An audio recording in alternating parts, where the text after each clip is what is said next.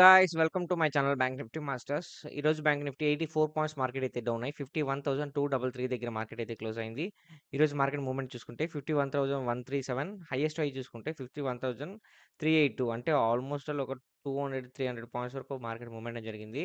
So ఈరోజైతే మనం అయితే ఎటువంటి ఎంట్రీ తీసుకోలేదు ఫ్రెండ్స్, ఎందుకంటే మార్కెట్ ఒక బిగ్ కన్సల్టేషన్ జరిగింది కాబట్టి ఎటువంటి ఎంట్రీ తీసుకోలేదు.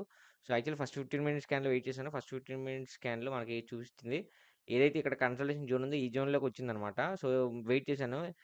మార్కెట్ ఏమైనా బ్రేక్‌ఔట్ వస్తుందని. బట్ ఎక్కడ బ్రేక్‌ఔట్ అనేది కనిపించలేదు.